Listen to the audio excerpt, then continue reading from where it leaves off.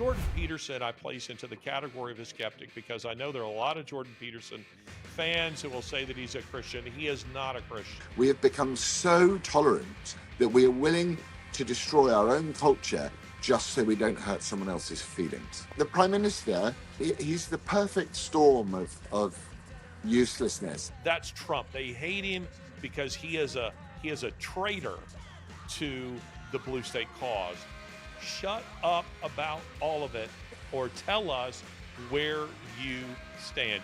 But freedom doesn't come from losing all sense of reality.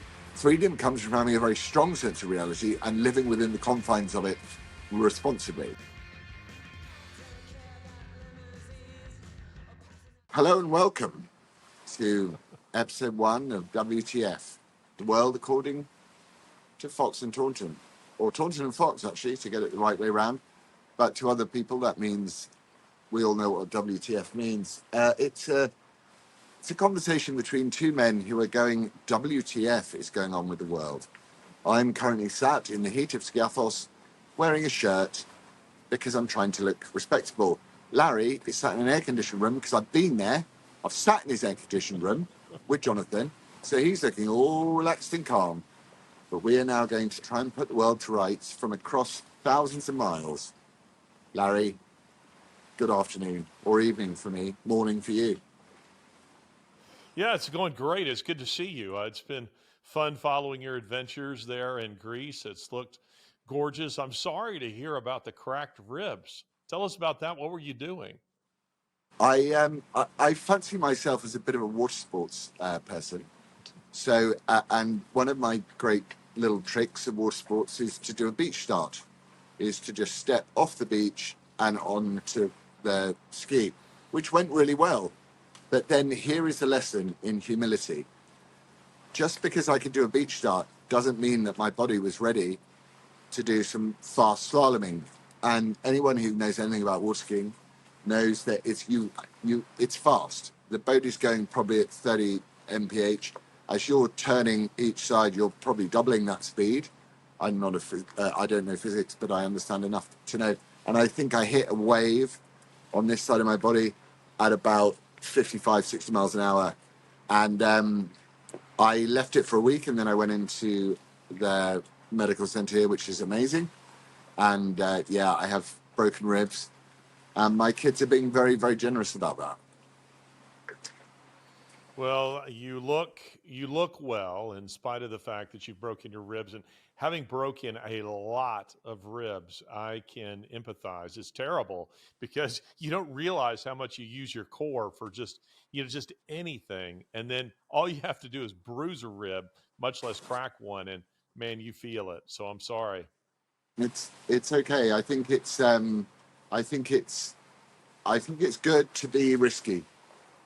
Like, I think there's something about life that goes, do something that pushes you over the edge of yourself often if you can. And that's what I did. And I got the answer to I got a little bit of hubris for that. Well, it's okay. It's part of what it is to be a man, isn't it? Part of what it is to be a guy. To do some of that. Are you working on your six pack? Are you going to come back to London looking like a Greek god? Well, I would have done if I'd been able to carry on doing all the exercise, which I do here. But I'm now not able to do the exercise. But I've been out on the boat and I've been walking a lot. So, I think even those small amounts of exercise are so good for the soul. When you're entrenched in an urban environment or something like that, it's very difficult to motivate yourself to get out. So just that way is the sea 2 feet away, and this place that I stay at is a wonderful, generous lady.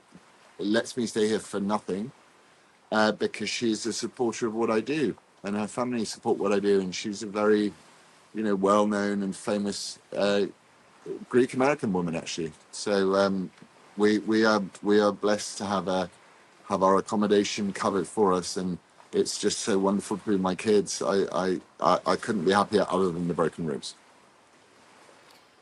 I can hear the beach in the background. When I can just barely hear it in the background, and it sounds like the white noise that I sleep to every night. It sounds great.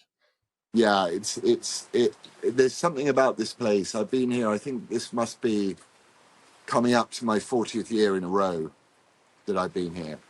And people ask me why I come back to the same place. And then when they arrive, they understand immediately because I know everybody. We're family to everybody. We're looked after by everybody.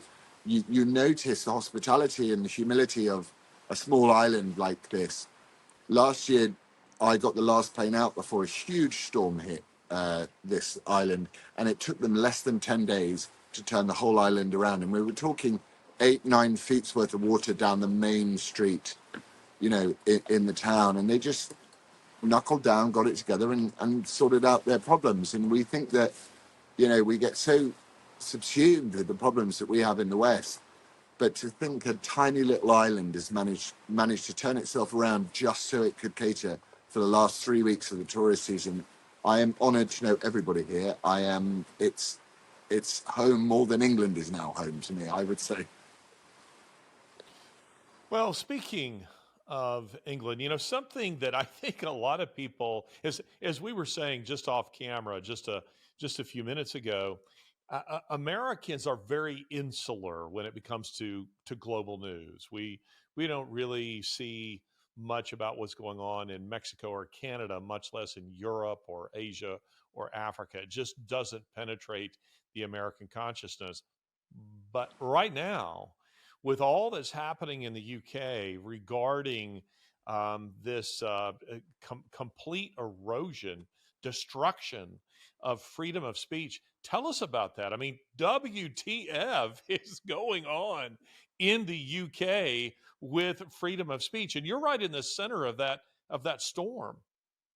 Yeah, so we obviously we had a very inept and incapable Conservative government, which relied on people's goodwill and belief in the fact that they were improving their lives for 14 years, and that government has utterly failed the people.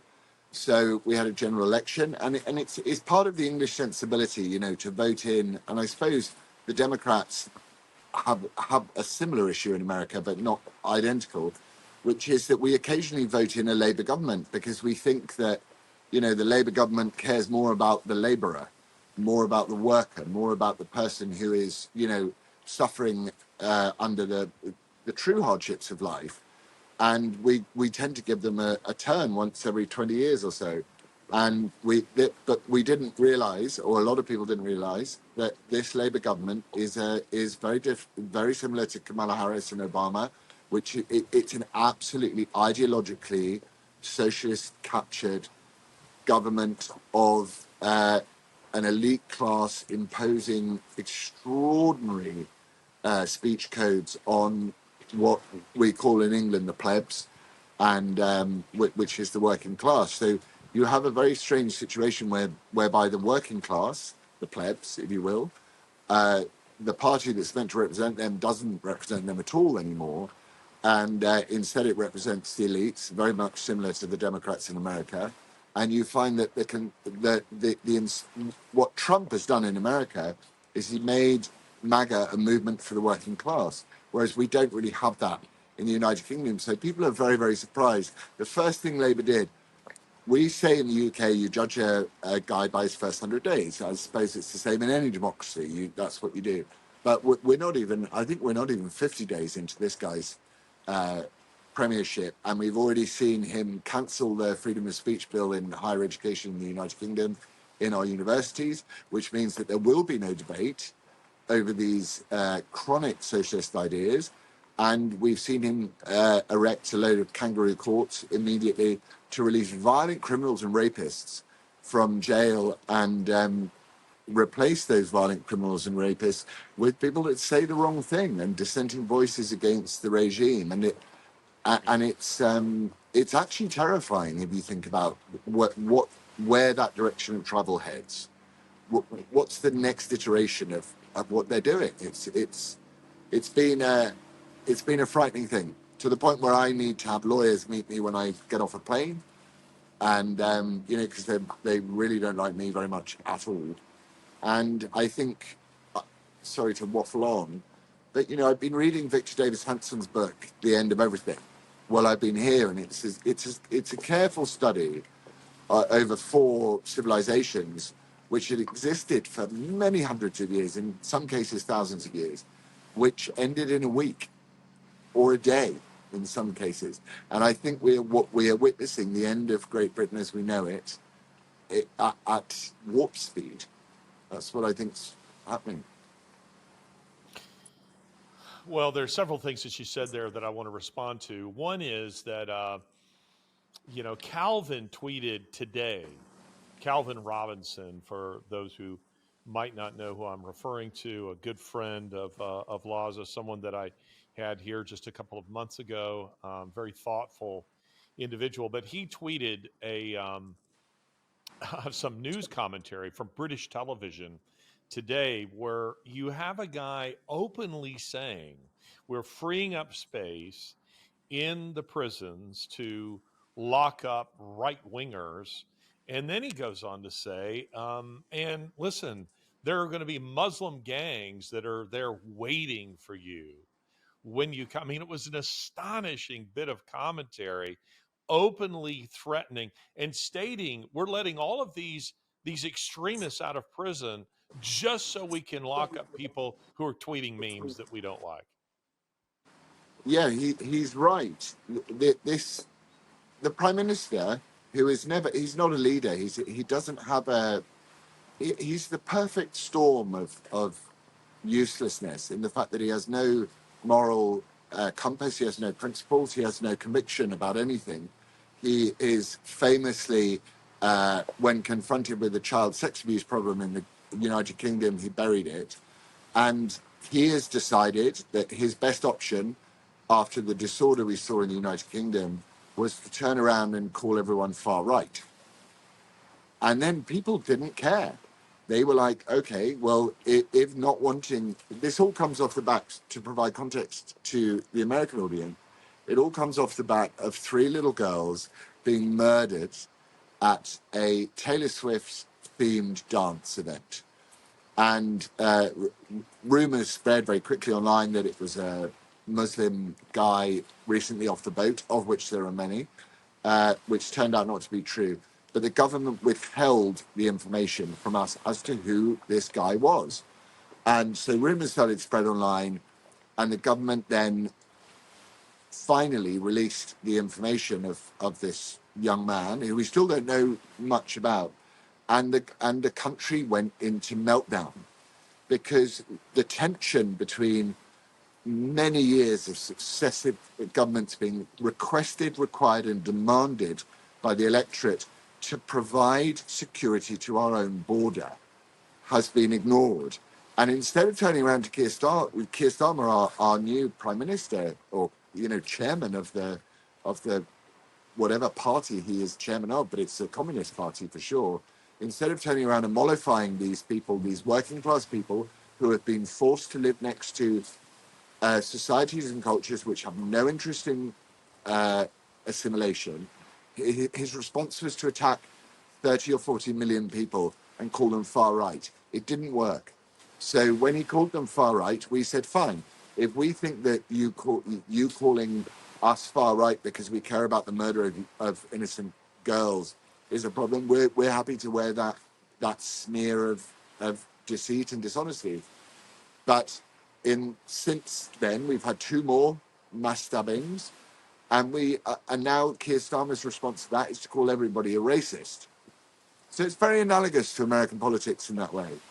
Is the fact that ideologues tend to they don't mix with people they don't agree with. They don't discuss ideas with people they don't agree with, and he's stamping down on the necks of the very people his party was elected and formed and created to represent, which was the Labour, the working class person.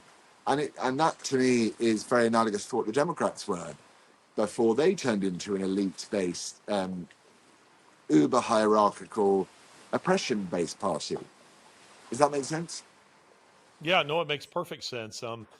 I I find it very interesting that in the last decade, there was a time when I would be speaking on, let's say, university campus, and the difference was, and I'm not even going back, 25 years. I mean, just even 5 years ago, 10 years ago, certainly, you would make a presentation. Students might be angry, might not like what you have to say because they're all being indoctrinated with leftist ideology, but they would line up at the mics and they would be ready to construct an argument and to take you on. Now it's all about just shutting you down. You're not allowed to speak. You can't say anything. We are going to do what we can to disrupt, to prevent others from hearing you. You're not allowed to be heard, and that's been taken to a societal level in the UK, and it's coming here. I think it is. I mean, America has seen.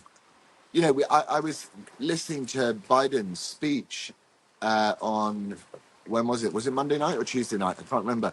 But Yeah, it was Monday night. I was listening to his speech, and it was just like none of it was true. And I was sitting there saying to myself, how can you?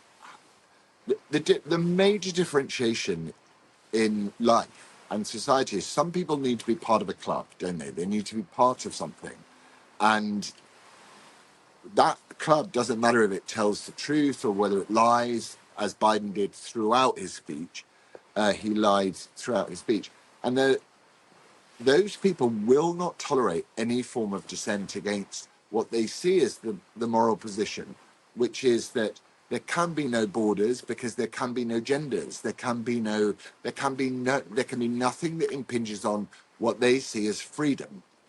But freedom doesn't come from losing all sense of reality. Freedom comes from having a very strong sense of reality and living within the confines of it responsibly. And that, I think, is what's happened in the UK. We have become so tolerant, and as I think Gadsad would say, suicidally empathetic or suicidally compassionate, that we are willing to destroy our own culture just so we don't hurt someone else's feelings.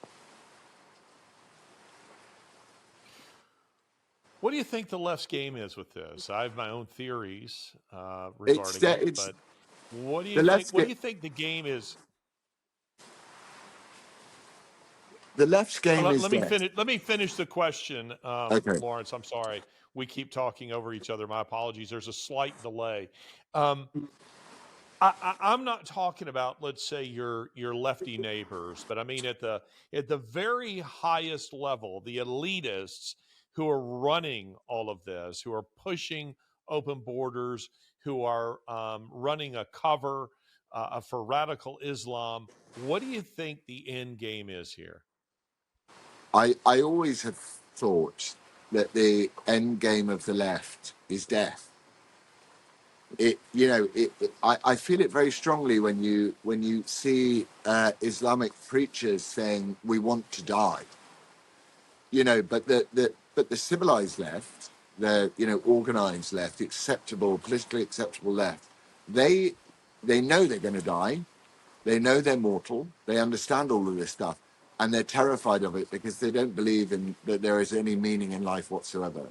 Therefore, what they're trying to do is they're trying to make the life that we live on Earth utopian, acceptable on a philosophical level rather than a reality-based level. And I think that what they do is they destroy meaning. I think their entire motivation is to destroy meaning. It's to destroy relationships. Why they hate the family so much. It's why that the only acceptable religion to attack is Christianity, because Christianity is genuinely a religion of peace. I mean, it has some pretty hardcore things about it, but love thy neighbor is high up there with it. And I think that it's where these zero cultists come from. This idea that we need net zero energy, we need net zero death, we need zero COVID, we need zero, zero, zero, zero, zero. It's to drag everybody down into a premature death. That's what I think the left want. And I think it's totally understandable that they want that because they have no faith and they have no meaning. And I understand why they want to do it. But I find it appalling that our response to it is to allow them to do it. And organized response to this because they run everything. They're so clever at organizing. They're so good at taking over institutions. They're so good at taking over the Church of England. The Church of England is essentially a devil worshipping organization now. That's what it is. And or our judiciary, who are assembling courts in minutes to lock up people who think the wrong things, but they took 10 years and over 100,000 girls at a low estimate who were being gang raped by Muslims to do anything about it, but they'll lock you up for your thoughts. So I think the left want death, and I think the right, if that's the right terminology, have meaning. And I think those things are in direct conflict with each other. And that's, but by the nature of our search for meaning, we're not collaborators necessarily, unless we join churches and all that sort of stuff. We're more independent thinking. We don't need team support. We're right on the cusp. I mean, you just have to look at the direction of travel. The direction of travel in the United Kingdom is terrifying to me when I look at it from the basis of someone with a faith. I look at it and I go, can you not see what's happening, guys? No, and the answer is, for so many, the answer is no. They can't see what's happening. They're not paying attention. They're buying into it. It's shocking to me. I had a conversation last night with a Harvard educated, thoughtful individual who says he's voting for Kamala Harris. And it's when I start talking about the death cult, I mean, you're right in saying that that's what they are. The death cult, what they're doing to children, the mutilation of children, open borders, all of these kinds of things. It's like none of that has actually, penetrated into his consciousness. And the result of it is it's like it's not actually happening. And meaning that a lot of us ask the question, who actually believes the media anymore? The answer is a lot of people. A lot of people are buying into it. But let's come back to what you just said about, I think your answer to my question about it being a death cult is an interesting answer. Are you aware that at the Democrat National Convention, by the time this airs, the DNC will be over, but right now at the DNC, they have brought in mobile Planned Parenthood abortion vans, and they're also offering vasectomies. I mean, you talk about, most are trying to expand their voter base. Democrats are killing theirs. And so you can go to the DNC in Chicago, you can step right into a van and snip, snip, no more children, or you can go and have an abortion very quick on the spot. I mean, that's who these people are. And I'm upsetting the camera guys because I'm moving back and forth and my back starts to bother me. So forgive me, guys. That's just the way I am. But anyway, this is really who they are. This is what they're about. They hate humanity. And I was telling Laurence I was telling a Trump advisor, I had an interesting conversation with a Trump advisor a couple of weeks ago, and I don't know if my advice to them is any good or not, but I said, look, the thing you need to be pounding home is that the Democrat Party, the global left, they're fundamentally anti-child, they're anti-family, they are anti-human.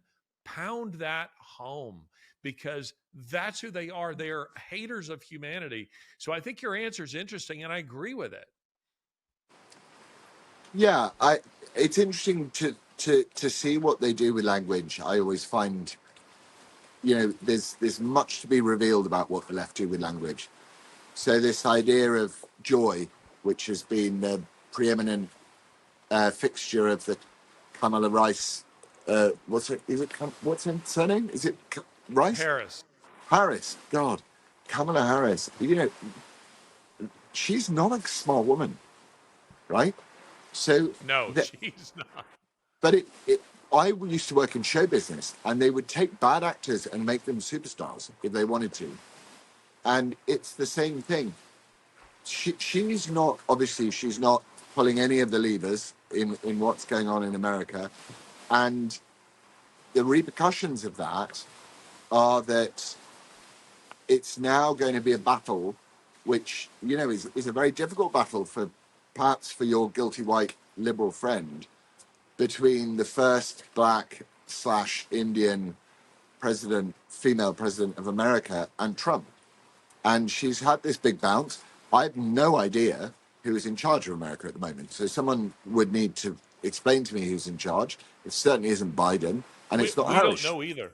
She's not an incumbent, is she? So she's not fighting it as an incumbent. She's fighting it as a nominee. And to me, that's An unelected nominee, by the way. insidiously corrupt. So she was a deeply unpopular. Julian Castro was more popular than her when they did the first round back in the day for the 2020, and she it's sort of dreadful. So one has to look at these things and say that they will rectify themselves. But if you listen to, I take a keen interest in American politics because I do. American politics, I think, correct me if I'm wrong, it does boil down to tens of thousands of votes in certain swing states as to who's going to be the president of America. And it seems that the Democrats don't want to play fair, and they accuse everybody else of doing what they do. But just to go back to your point on children and life and family and love, how can you look towards the future if you've got a truck outside your convention which will give you an abortion on a Monday and a Tuesday and a vasectomy on a Wednesday? I mean, this is the family. The idea of the family is the centerpiece of civilization itself, modern civilization, Western civilization, providing a nurturing environment for your children to learn via their mistakes through their use of free expression. That is the centerpiece of what it is to be part of Western civilization. And the left want to, as you say, mutilate children, deny themselves the right to reproduce, and all that stuff. And then they turn around and they call J.D. Vance weird. What, because he's married and he has a family? He's weird? I'd say that chopping off a child's genitals is weird, if you wanted to, Yeah. ask me. Well, let me tell you what I think they hate about JD Vance, and likewise what they hate about Trump. Trump is one of them. I don't mean ideologically he's one of them, but I mean he is, once hobnobbed in all those elitist circles in New York, in Manhattan. And, he was tight with the Clintons. He gave to the Clintons. He was a Democrat. They see him as a blue state traitor. So they hate him because they see him as a guy. I love the way Dave Chappelle put it, that he's inside the he's inside the house where all the corruption is taking place, and he occasionally comes outside to tell everybody what's going on inside the house. I mean, that's Trump. They hate him because he is a traitor to the blue state cause. JD Vance, they hate him because JD Vance is really, in many ways, kind of the American dream. JD Vance comes from great poverty. He's a guy. I mean, he has embraced his so-called hillbilly, background. This is a guy who came from nothing and made his way eventually to Ohio State and Yale Law. Yale Law is twice as hard to get into as Harvard Law. It's been the number one law school since time immemorial, since they have ever ranked such. It's because their classes, the class sizes, are so much smaller than those of Harvard. And here's a guy who became one of them, so to speak. I mean, he because of his raw intelligence, he made his way into those circles. And guess what? The leftist graft onto his life didn't take, and he remains an authentic conservative. In some sense, they fear him more than they do Trump. I mean, Trump isn't really a conservative. Trump is kind of an old school Democrat. He's a businessman. He made a deal with evangelicals in 2016. I will appoint pro-life judges, but I don't think Trump himself is particularly pro-life. But he's pro-American. He's not a globalist. So he's a Democrat of the old school. J.D. Vance is an intellectual conservative, and that makes him frightening because I say to people that if Trump, between now and November, there will be more efforts to do Trump in, either via lawfare or something along those lines. But once he becomes president of the United States, should he become president of the United States and take office, there will be no attempts to remove him because they will fear J.D. Vance. Now, if it were a Pence behind him, that's different. But if it's suddenly her name's gone out of my head, the other much hated, female, Haley, yes, Klobuchar.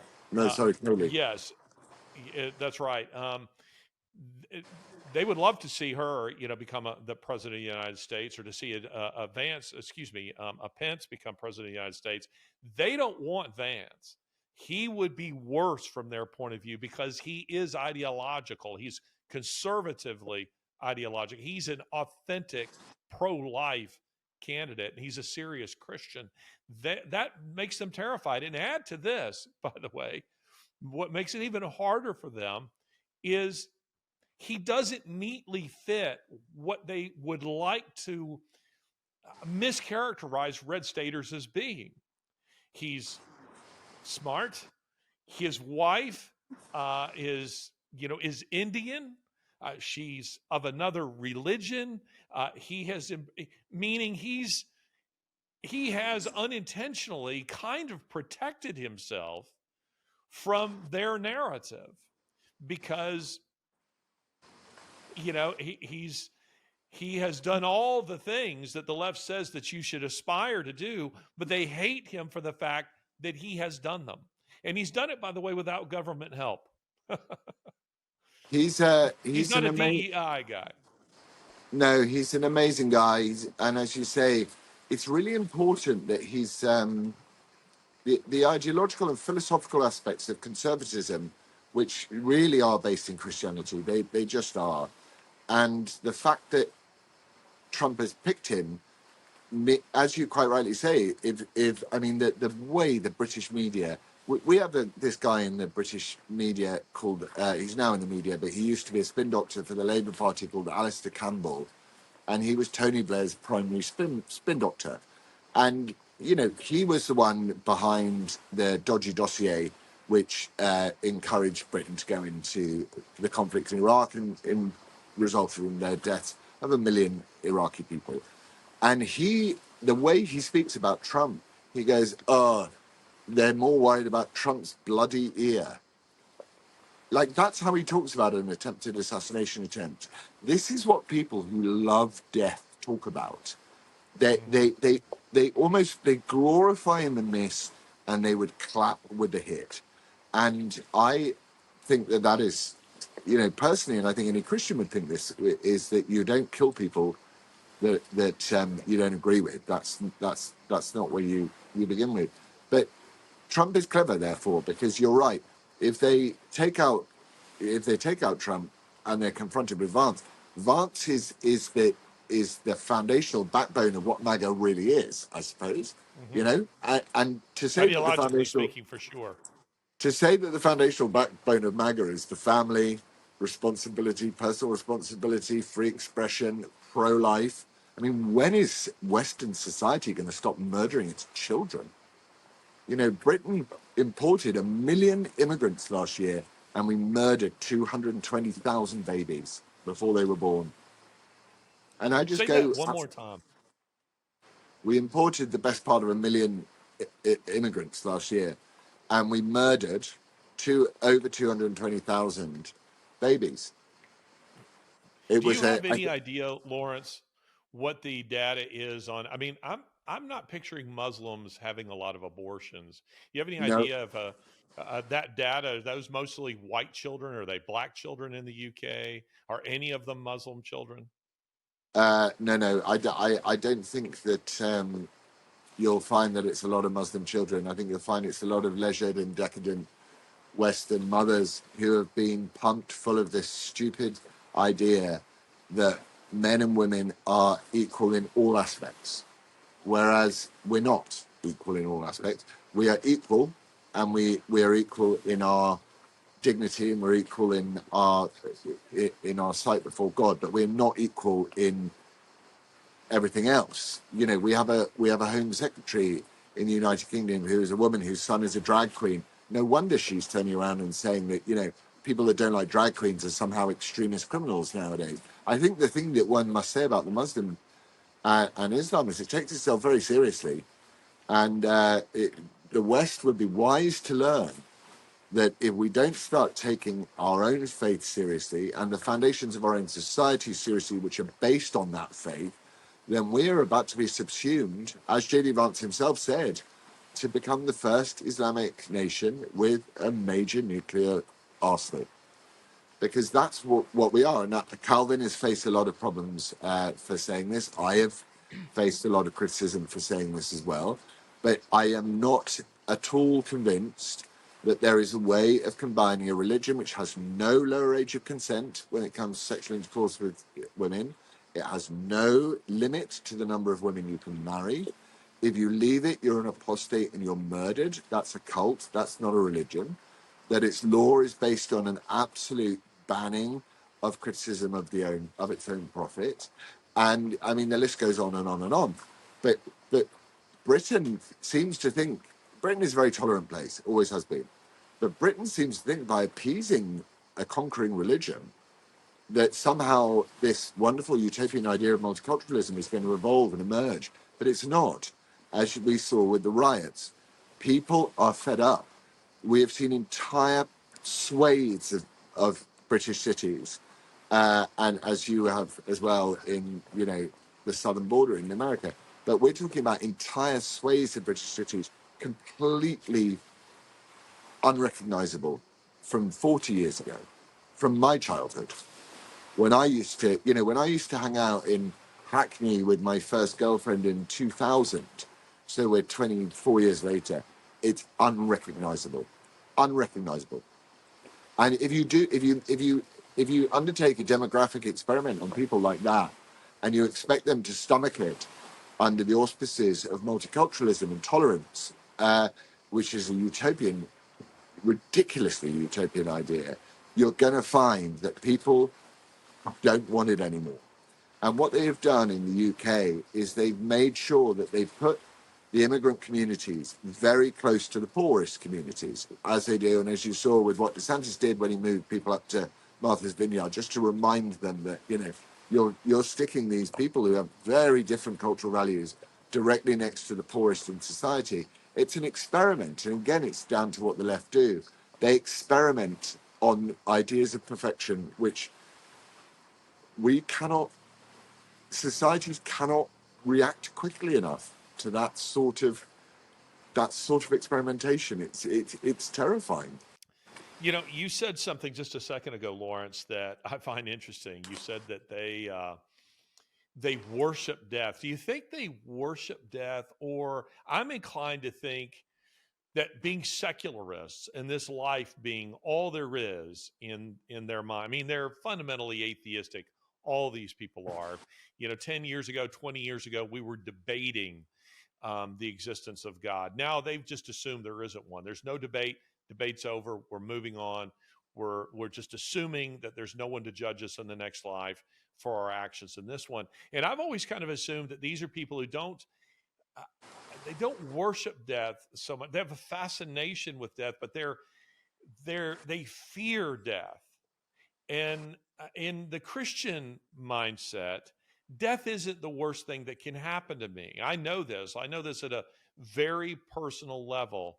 Um, we're we're to value human life. Indeed, we value it where they don't. But they've always struck me as individuals, I run into this when I'm at the World Economic Forum.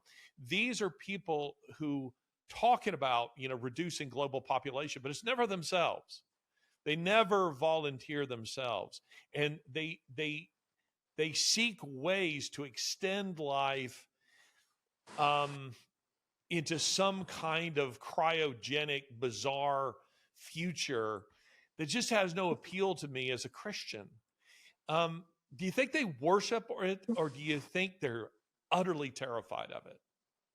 Oh, I think they're terrified of it. Anyone with a brain and with a way of looking at the world which is spiritual, and I don't define spiritual in a Christian way or in any other way, understands that life is fundamentally full of a series of suffering, a lot of suffering, and then some amazingly magical moments, and that is what life is full of. But the suffering is what defines you and what you learn from. So, if you if you're a Christian or you're, even if you're, I suppose Islam has this to a degree, except that, you'll speak to any hardcore Muslim and they say that death is the thing that they are hunting for, they're searching for it. I think the secularists and the atheists are too arrogant to believe that, you know, the beauty of a leaf or a butterfly or the retina or the heart or any of their body actually came from somewhere. They know it did, but their denial of it is their validation and their sense of empowerment that they supersede whichever creator is invented by mankind to get us through. I think that um, if you look at your life as just 4 years and 10, if that's what you look at it as, I would behave exactly like they do. That's what I'd do. I'd be looking to make as much money as I can, make as much, do everything I can to make sure that my life was better than somebody else's, to know that there was a social hierarchy which I was at the top of, to have a sense of, personal empowerment that satisfied my ego and my basest fleshly desires. That's what I would do. But if you live in a sense of meaning, and I don't understand how people can't when they have children, because they have to inherit the world that you inhabited prior to them. That if you live with that, even on a basic level, you should be thinking about the fact that your soul and the contributions of your soul are absolutely crucial to the future opportunities of your children. Rather than turning around and going, if we put a load of wind farms in or some solar panels in, then it's all going to be fine. That's not how it works. We should be looking. What's his name? Alex Epstein said, maximum human flourishing. And my limited knowledge and understanding of the Bible is that God hammered that into our heads, into Adam and Eve's head relentlessly. This is the world I give to you to make, the animals of the earth and, everything. It's for you. It's my gift to you. And I think that these people think that, no, it's my gift to myself. And I find them terrifying. And I think unless we frame it as a spiritual conversation, I don't think it is a conversation. I don't think you can. It makes it very difficult to have a conversation with someone who believes that, well, what's wrong with transgendering a child? It's like, well, you're denying it a body that God created. That's what you're doing. Well, and it is a spiritual battle. You're absolutely right to call it that. It is a fundamentally a spiritual battle between life and death. And just as we've been talking about, I mean, at the DNC vasectomies and getting an abortion at a political event just strikes me as the height of creepiness. But I find it very interesting. The term that's being thrown around these days a lot, and sometimes these words are used too loosely and in ways that I don't find helpful, but not anymore. When we're talking about demonic, it applies to what they are. The global left, Democrats included within that, the Labour Party in the UK, the global left, they are demonic. And the height to me of demonic activity. I mean, the Bible portrays the devil not as a creative intelligence, portrays him as highly intelligent, but not as a creative intelligence, but as one who sets out simply to pervert and to distort the good things of God. And so not creating something different, just distorting, destroying, perverting what already exists. And we see that happening now with the mutilation of children, certainly transgenderism. That's a big part of it. Let's just turn it, warp it, turn it on its head, and turn it into something other than what it is intended to be. And it feels to me like the sitting at the top of the perverse, demonic, satanic agenda is getting women to not only kill their own offspring, but to do it willingly and to celebrate it. And then second, and you might think I'm crazy in saying this, Laza, but I think the only thing left in that demonic train is cannibalism. And you're already starting to see this being floated in the New Yorker and a variety of other places that we need to get over our squeamishness. I always tell people it isn't bugs they ultimately want you to eat, they want you to eat each other. That this is where they're taking this. They want to rub your face in the fact that they hate you. They hate humanity. They hate children. We want to convince you to kill your kids. And the next thing we're going to try to do is get you to eat each other. I mean, I genuinely believe that's where we're going. Well, it's a logical conclusion to that ideology, isn't it? It's not a great leap. It's not a hyperbolic statement to say that. If you hate human beings that much, your goal must be to destroy them. That must be your goal, and to make sure that you have more than anyone else. I was struck today because I'm trying to get into their heads. I want to be in their heads sometimes because I don't think it's straight enough or fair enough of us to just call them demonically possessed. And I was watching this video of this guy. So they brought in a law in California where you don't have to self-declare. It's not a crime to be HIV positive and not tell the person that you're having a relationship with you're HIV positive. And, I grew up in the HIV positive world, the Freddie Mercury world, and all of this stuff. It was my life. I was terrified. I thought I had HIV for years, just because it was everywhere I looked was HIV. And then I listened to this guy, and it was being used by a conservative commentator to say, look at how ridiculous these liberals are listening to this HIV guy, and who was wearing a dress and is a ridiculous parody of humanity. But the point that he made, and it'd be interesting to know what you think about this because I wanted to get into their heads, was he said, I'm undetectable. So through the advances of medication and all that sort of stuff, I'm now undetectable. So why should I have to tell somebody that I'm not going to infect with this virus? Why should I have to tell them my private information? And I thought, for me, that struck it resonated in a difficult area of my thinking, which is your freedom to live and your freedom to express yourself and love who you want to love and all that sort of stuff. That science has managed to be able to get on top of HIV so well that you're not going to transmit it to another person. But we as conservative people turn around and go, it's all dreadful, it's terrible, it's terrible, it's awful, it's awful that California has passed this law. What do you think about something like that? Because I want to be in their heads and I want to understand where they're coming from. So it put a brand new frame around the picture of my view about HIV, for example. I know it's personal to you in ways, and I was interested about what you think about that. That's a really interesting question.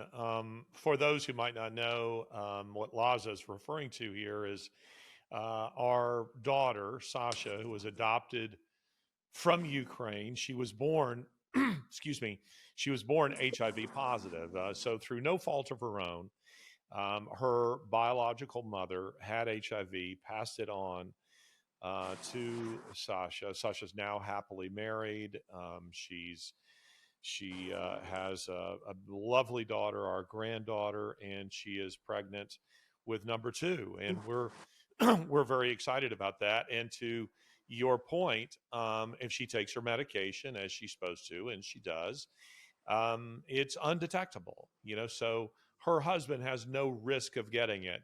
Now, at the time of Sasha's adoption, which was in 2009, we were kind of pioneers. This goes to show you how much this has changed, because we didn't know of anyone who had adopted an HIV positive child. And trying to bring a child like that into the United States, there were some hoops to go through. But one of the biggest problems that we had was just the ignorance of people. So even among Christians, I'm sad to say, there were those that if Sasha was in the pool, they'd pull their child out, or if she was near them, they would pull their children away. I mean, the extremely hurtful things for our daughter. And we would have to tell people, you don't understand that you're the risk to her, not her to you.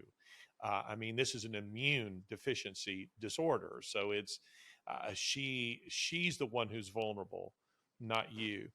That said, my response to your question ethically about having sex with someone, and whether or not you do or don't disclose that, from a Christian point of view, you're not supposed to just be going around and having casual sex with people in the first place. So rather than treating sex as just a handshake, or hey, this is just a kiss on the cheek, or we're just going out for dinner and therefore I don't need to tell you my entire life story, I think when it comes to sex, it's a different ball game.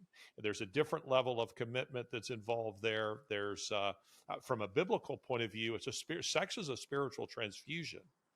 It is a spiritual transfusion. I mean, hence the warning of the Apostle Paul when he says, "Do you not know that when you have sex with a prostitute, that you have become one with her?" Meaning you carry a piece of her in your soul, whether or not you knew her name, whether or not you knew anything about her family. Any of that is irrelevant, because it's not just a physical act; it's a spiritual act. So, with that in mind, I think absolutely it is incumbent upon excuse me, I think a person who has HIV has a responsibility to reveal that with any potential sexual partner. And hopefully they're not the sort of people who are just going around willy-nilly having sex with people. But really what's behind your question, I think, is this, Laurence, and you obviously know this very well. These are people that you're describing here. They want sex without consequences. They want to do whatever they want to do. Whether it's gay sex, whether it is orgies with children, uh, with animals, it doesn't matter. They want it without consequences. They want to do whatever they want to do and not suffer for it. And that's just not the real world. What? Yeah. Okay. So I think you're right. I think you do have an obligation to. I certainly believe that I've lived, so I know that you transfer a bit of your soul to someone, and they transfer a bit of theirs to you in that experience. But just then to move on about disclosure, the disclosure of who you are in relationships. I saw that you posted the interview with Jordan and who was he? Who was the singer? With John Rich. Yeah, John Rich. John Rich is he's a well-known country singer here in the U.S. Yeah, So that clip. I was fascinated by that because Jordan's argument, and I have a sort of instinctive level of sort of support for his position in a way, which is like, my faith is a private issue. I don't see why sending out my faith to other people is going to benefit the world in any way. But I love the way that John Rich just pushed back over and over again with scripture. And I wonder that, as we move on from the disclosure of who you are, which essentially say, I have HIV. I'm sure Sasha and her husband must have known this, because you all did. But, is it incumbent on us as people who have faith in Christ to disclose that Like, is there? I'd like you to argue why it's okay. I'd like you to defend Jordan Peterson to me. Okay, well, let me go back just a bit, but before we finish up on the topic of HIV. I find it interesting that the guy that you're referring to, and I don't know him, I didn't hear the interview and what he said, but to me, I like the word you just used, disclosure. There's self revelation. Is there any greater self revelation than sex? And it's odd to me that a guy would consider revealing that he has HIV to be the the greater self revelation than sex. So I think he's got that backwards. I find that just a little bit odd. And yes, in the case of Sasha, one of the reasons I wrote The Grace Effect, Laurence, is because we had decided we were not going to treat Sasha's HIV like a dirty secret. If you treat it that way, then everybody else is going to treat it that way. We wouldn't treat spina bifida that way. We wouldn't treat leukemia that way. She didn't have it through any fault of her own. She has no reason to feel ashamed of this. And it's an opportunity to educate other people. So, in part, I was writing that book to create room for Sasha because there was no way you were going to be able to keep that secret. And we decided people need to know we're going to force them to deal with this. Now, when it comes to the clip that you're referring to between John Rich and Jordan Peterson, um, I should probably give a little bit of background here. I'm sure Jordan thinks I'm persecuting him in some way, but since I wrote a piece about the theology, the bad theology of Jordan Peterson in the Federalist, I don't watch Jordan Peterson's podcast. I don't listen to his lectures, but people will send me things and say, "Hey, you should watch this." And the latest one that somebody sent me is, I think, his latest podcast. That is Peterson's podcast. This interview with John Rich, the country singer, part of It's Big and Rich, I think, is the name of their band, and very well known in this country. And I'd never heard John Rich speak before, so I didn't know that he was a Christian. I'd heard his music, but I'd never heard him in an interview. And here he was, very respectfully, and yet compassionately and firmly, where Jordan Peterson is trying to change the subjects just a bit, and John Rich just keeps bringing it back. And I thought this is a beautiful model of how to share the gospel, to share your faith in Christ with a skeptic. And Jordan Peterson, I place into the category of a skeptic because I know there are a lot of Jordan Peterson fans who will say that he's a Christian. He is not a Christian. He's not a Christian. He is Christian ish. That is to say, he has some interest in the Bible and he enjoys talking about it and writing books about it.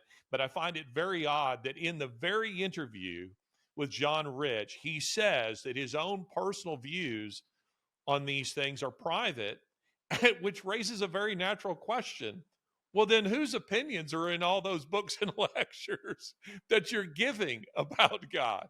I mean, if they're not yours, then whose are they? The only bit that Jordan Peterson is trying to keep private is what his commitments are on those issues, which to me makes him a hypocrite on it when it comes to that. I mean, if you're teaching, if you're teaching me violin and you won't reveal to me whether you really believe in the craft, you don't really believe in the instrument, you don't believe in the music itself, what are we doing? So Is there? I find that highly problematic that Peterson takes that line that somehow this little bit is private, but I'm going to pontificate on religion, on God, on the Bible. But whenever you press me on what I actually believe, well, I'm going to retreat and claim that I'm on base. Like when we were kids, can't touch me. I'm on base. It's private. I get to keep that private. Well, then be private about it all. Shut up about all of it, or tell us where you stand. You can't sit on the fence like that. As I told Peterson himself, you're sitting on a fence, and I intend to push you off of it, one side or the other. But I thought that John Rich was beautiful in the way that he did it, because as Peterson, who was, by the way, very respectful in giving John Rich plenty of room to talk and to share his own views. But when John Rich made it personal for Jordan Peterson, Peterson tried to make it impersonal and start pontificating about Abraham and a variety of other things. And John Rich would just bring it right back to the personal. What do you believe? And that's when Peterson tried to end the interview. I would push back a bit against that. I think when Jordan Peterson talks about God and the scriptures and the Bible in general, I think he does it as a. I think he fundamentally sees everything as a metaphor for something, and there is an argument to say that the Bible is a metaphor for things and stuff like that. So I understand why he does it, but I also sit there and I think to myself, I would imagine, I could be wrong, that he is a practicing Christian. I would guess that that would be the case with Jordan. And I wonder whether he feels a sense of, a really profound sense of humility to say it is not my position to not proselytize, That but was your question that disclose. I didn't answer. Yeah. So therefore, I wonder whether what is our duty in a time of extreme chaos, which has been brought to us by the people we've discussed earlier in this conversation, in a time where nations are being invaded. The first speech of the DNC was someone apologizing for being American and the fact that we have to give the land back that we stole, this hatred of civilization. Is there is it a stepping stone to faith to discuss faith, to discuss the machinations of it metaphorically, or is it getting in the way? Is that, I think your view is that by not declaring and not disclosing the deepest and innermost truth, and it says in the Bible, I've searched you and I know my heart, I know you're going out and you're lying down. It says, so we know what God thinks of us who, believe.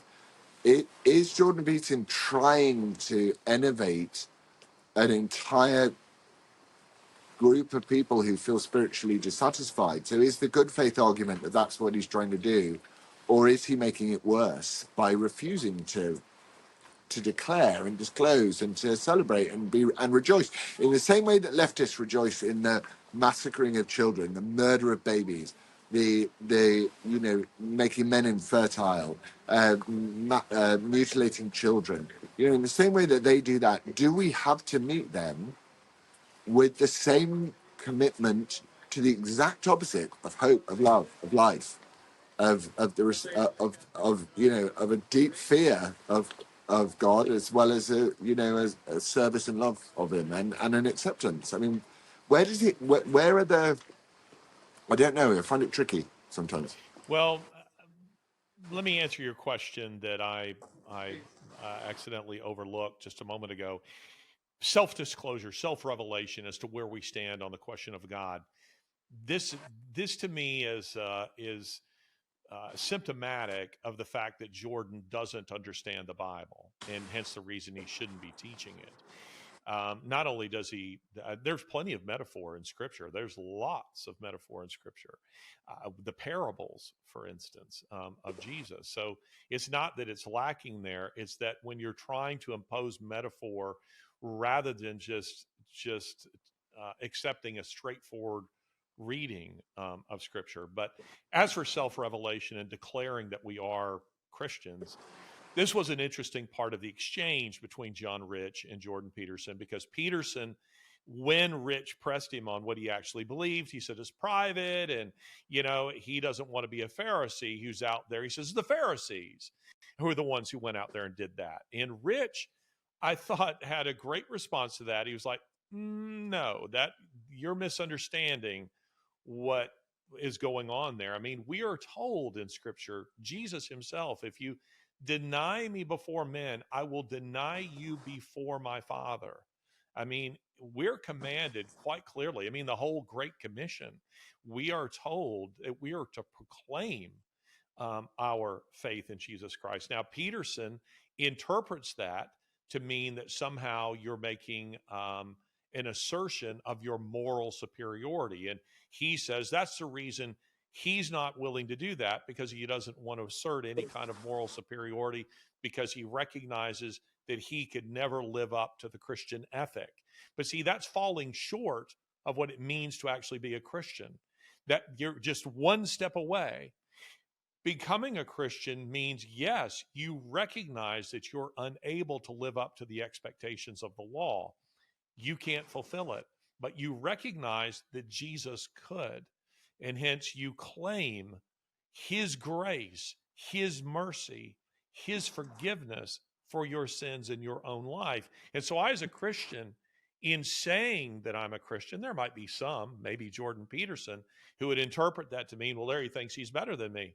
No, it means that I know that I have no hope of salvation, no hope of heaven, no hope in the hereafter, at least a pleasant hereafter, apart from Jesus Christ. I know very well. Scripture says all we need to do is to look into our hearts and recognize our own wickedness. I know how wicked Larry Taunton is, or is capable of being. And hence, I know that I need the restraint of the Holy Spirit in my life. I make no declarations of moral superiority. And John Rich was making none. He was saying, but I'm not ashamed to say that I'm a Christian. I'm willing to step out there and to commit myself to that and saying, this is who I am. And Peterson, because he doesn't understand Scripture, thinks that's a Pharisaical move. That's not a Pharisaical move. What the Pharisees were doing is, first of all, they didn't believe in Jesus. That's the first place they failed. Secondly, they put on the appearance of righteousness, but they were full of their own self-righteousness.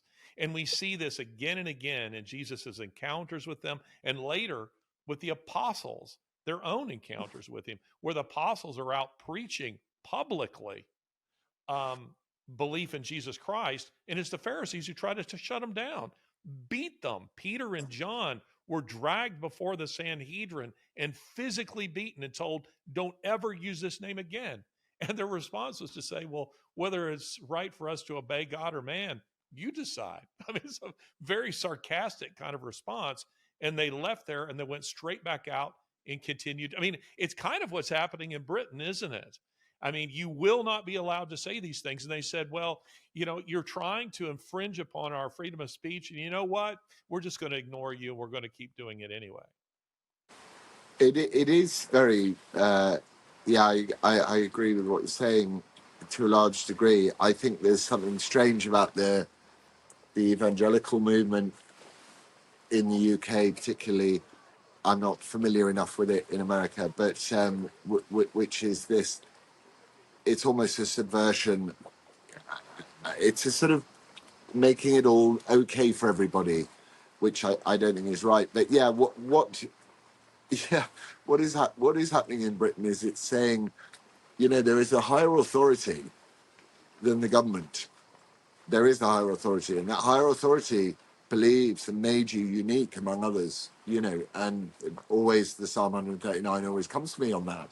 And unless people start to realize that authority is not man-made and it's not man-created, not man-given, we are not going to make progress against what is a sort of a collective hysteria of one can only describe it as demonic possession. It's just very dark and twisted, and you see exactly which way the path is going.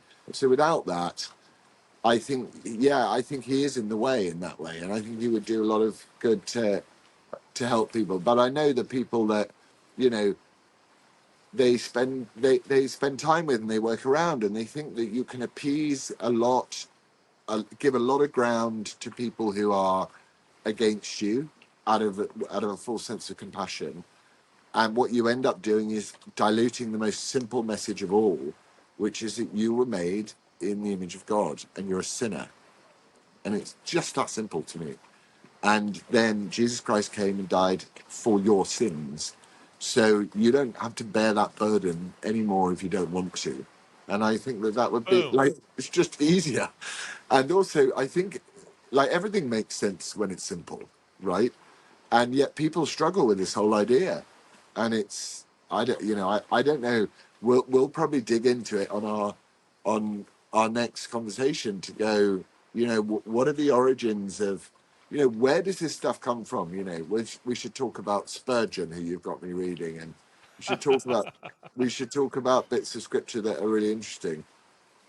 I'm Well, let me come back to something maybe personal here, and if it is, then you just say so, and we won't go here. But there's an interesting parallel between Peterson and yourself. Um, when you were here, I had a little bit of fun, but I was also being somewhat serious in pushing you on saying that you are a Christian. You were likewise very reluctant to say that. You had your, and I told you that you were looking for the back door. I teased you about that you were looking for the back door. You didn't want to make the public commitment because somebody might try to hold you to that standard. And you preferred to soft pedal it just a little bit so that you would always have an excuse and a way to escape. We all like that. That is human nature. I want that. You want that. Jordan wants that. And to me, that's what he's doing. Either you're a Christian or you're not. It's just that simple. Either you're pregnant or you're not. And state where you are. Have the courage of your convictions. And I have enjoyed the fact that I have watched just over the last few months a kind of slow evolution with you, where I mean, just right now, you just stated perfectly the gospel. You just said what Jordan Peterson has yet to say a single time, of which I'm aware. You stated it very clearly, you stated it unashamedly, you owned it. In doing that, I didn't hear that as Laurence Fox was asserting that he's better than me. No, the way I hear that is Laurence Fox has reached the end of himself. He knows from his personal experience he can't make it on his own. And to bring this full circle, when we come back to the DNC, we're talking about individuals, when we're talking about the global left, be it in your country or in mine, they are so arrogant. They are so bloody self-righteous. These are individuals who see no fault in themselves. And thus the offense. The Apostle Paul says this. He says the cross is an offense, meaning the gospel itself is offensive to our human natures. And why is that? Because it says you can't do this much to save yourself. Nothing. Without Jesus himself said this to the disciples in John 15:5. He says, without me, you can do nothing. And I think I think you have to reach a place in your life where you recognize that. And I don't know if Jordan does recognize that or not, being surrounded as he is. And so many people, by the way, who I don't think are helping him at all and telling him how clever and how smart he is. I don't find his Bible teaching particularly smart or clever. When you arrive at a conclusion opposite of what the author intended, that's not smart Bible reading. That tells me you don't understand it. But I've enjoyed watching your evolution as it relates to this, but I don't know if you want to say anything about that or not.